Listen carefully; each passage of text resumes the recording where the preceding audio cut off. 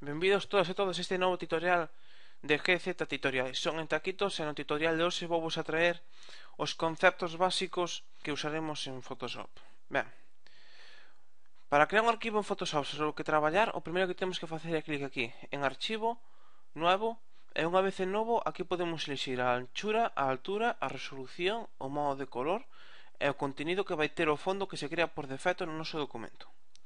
Ben, primeiro, Photoshop trae uns tamaños predefinidos. Esos tamaños predefinidos podemos seleccionar aquí facendo clic en tamaño na frecha esta.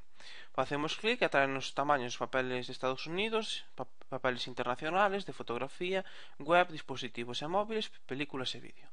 Ben, neste caso vou a seleccionar tamaño por defecto de Photoshop, pero antes vamos a botarles un vistazo ás web para ensinarvos como funciona.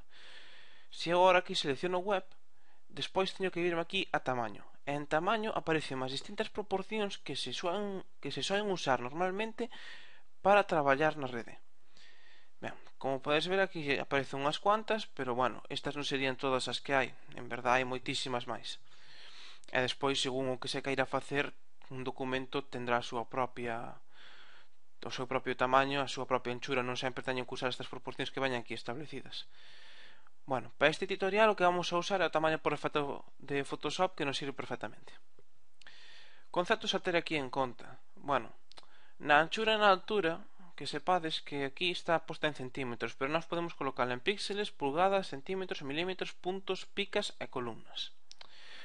Os que máis se soen usar son centímetros e píxeles, sobre todo se estamos traballando para imaxes digitais. Bueno, neste caso, como tamaño, se facemos clic en píxeles, pasará a ensinarnos a proporción da anchura ou a altura en píxeles. E se facemos clic en centímetros, volverá a centímetros. Se facemos clic en pulgadas, pasa a pulgadas. Se facemos clic en milímetros, pasa a milímetros. E se facemos clic de novo en centímetros, pasa a centímetros. Ben, o seguinte que hai que ter en conta é a resolución do archivo. Aquí está en píxeles por centímetro. Que significa isto? Isto significa que por cada centímetro da imaxe vamos a ter 28,346 píxeles. En que nos influye isto? Isto influe en que cantos máis píxeles teñamos por centímetro, maior calidad vai ter a imaxe. E mellor se vai a ver, vai estar máis definida, vai estar máis nítida, vai ter mellores cores, vai ter moitísima máis calidade. Pero isto ten unha contra. Canto máis aumentemos nós a proporción de píxeles por centímetros, obviamente vai aumentar moito máis o tamaño da imaxe. Aquí está en 28,346, pero se eu paso de poñer de 28,346 a 100, podedes ver que agora a imaxe, en vez de pesar os kilobytes que pesaba, pasa a pesar 5 megas e medio, estando completamente vacía. Bueno, entón volvo a facer clic en tamaño por defecto de Photoshop e teño a proporción por defecto. Ben, o seguinte que nos aparece son os modos de colores en Photoshop. Os modos de colores que nos trae Photoshop son mapa de bits, escala de grises, RGB, CMYK e Color Lab. Por defecto suele usarse RGB e neste tutorial vai ser o que vai ser. Noutros tutoriales profundizarei un pouco nos distintos formatos e un par de características deles. Despois aquí a seguinte pestana que nos aparece son os contidos que vai ter o fondo que vamos a crear, que vai a ter a imaxe que vamos a crear. Ben, por defecto só vai ser blanco, pero nos podemos dicir que color vai ter de fondo ou que queremos un fondo transparente. Neste caso eu vou crear un fondo branco. Ben, unha vez que temos que estamos de acordo con todos os datos que introducimos aquí, o que vamos a facer é clic en OK. E xa tendremos creado o archivo sobre o que vamos a traballar. Vale. Unha vez que temos creado este archivo, o que vamos a ver é que aquí na pestaña de capas, se non tedes esta ventana, tendríades que vir aquí a ventana capas e asegurarvos de que ten aquí este tic posto. Se non o ten posto, dádese e aparecerávos esta ventana sempre que estades traballando en Photoshop CS5 ou en calquera das súas versións CS, que son as máis similares entre sí. Bueno, pois o que vamos, se pides aquí esta pestana na que pon capas, vedes que aquí pon fondo. Vale. Esta é a primeira capa que se crea no documento por defecto, sempre. Nós, como dixemos que o fondo iba a ser branco, el creounos un fondo branco. O fondo, por defecto en Photoshop, sempre está bloqueado. E ven aquí indicado con este candado. Se queremos desbloquear o fondo, o primeiro que temos que facer é doble clic sobre o candado. E despois, se queremos, podemos elixir un nombre para a capa e damos OK. Neste caso, deixo así porque non é necesario cambiarlo. Ben, Photoshop é un programa que traballa por capas. E para ensinárvolo, máis que explicárvolo, vou a demostrarvos como traballa Photoshop creando varias capas e que vexades como funciona. Ben, para crear novas capas, o que vamos a facer é vir aquí a este botón que está aquí e facemos un clic e crearnos unha capa nova. Neste caso vou crear un par delas para ensinarvos como funciona todo. Ben, aquí están as capas organizadas. Canto máis abaixo estea a capa na lista, máis cara ao fondo vai estar o contido que teña esa capa na imaxe. Isto vou ensinar agora. A ver, se eu agora, esta capa vai ser o fondo, así que non a vou tocar, vou deixar branco, pero eu agora aquí marco a capa 1. E na capa 1 eu vou facer un trazo co pincel, que é esta ferramenta de aquí. E fago este trazo. Despois, eu na capa 2, agora vou facer pois unha elipse. E vamos poñer verde.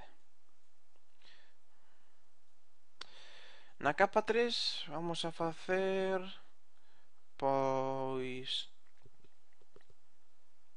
un polígono.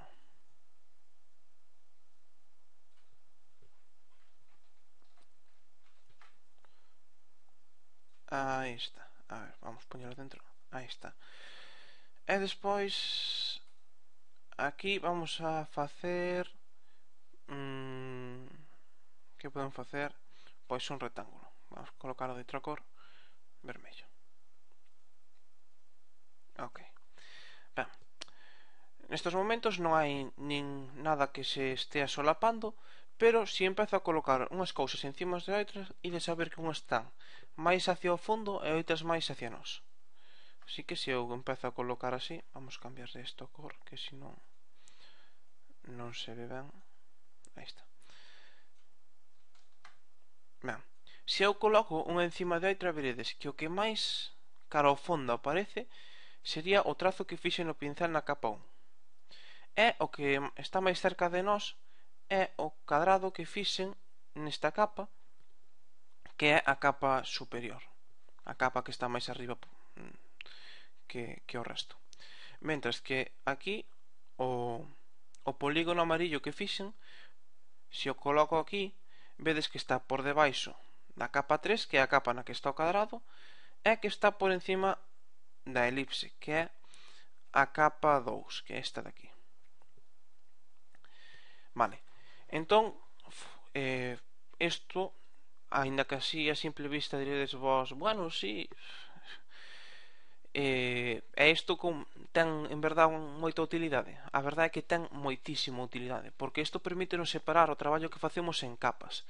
Eu, por exemplo, vos ensinar a imaxe que fixen aí atrás, que vos ensinei un vídeo como facía, e mirade aquí a cantidad de capas que teño feitas eu para traballar ca imaxe. Eu aquí teño, por exemplo, feitas 1, 2, 3, 4, 5, 6, 7, 8, 9, 10, 11, 12, 13, 14, 15, 16, 17 capas. Esta imaxe aquí, que non é moi complexa, ten 17 capas. Entre elas estarían o fondo, capas que non uso, hai capas de corrección de color que son desde aquí hasta aquí, e despois teño capas con imaxes que serían esta, esta e esta, e aquí teño máis capas de corrección de color, e esta sería unha capa de texto. Así que eu agora, isto a ventaxa que ten o uso das capas é que eu podo seleccionar, por exemplo, esta capa que ten unha imaxe, cóllome a ferramenta de mover, que é esta de aquí á esquerda, e unha vez que teño seleccionada a capa, fago clip sobre o que está sobre o contido que ten esa capa, e eu podo desplazalo. E evítome ter que mover toda a imaxen ou volver a debuxar o que este aí noutra parte ou refacer todo o traballo. Por exemplo, agora aquí o texto que teño escrito non me gustou onde quedou e simplemente podo movelo para outro lado sin problemas ou estar noutra capa. En cambio, se eu teño esta capa que é o texto e asunto ca capa da imaxe, automáticamente movo todo. Non podo, me refiero, unha imaxe normal moveríala así, non podes dicirlle quero mover solo o texto, quero mover solo o persoaxe. En cambio, Photoshop, como nos permite traballar con capas, pois fai posible que seleccionemos pois solo o texto e movamos solo o texto, ou que seleccionamos solo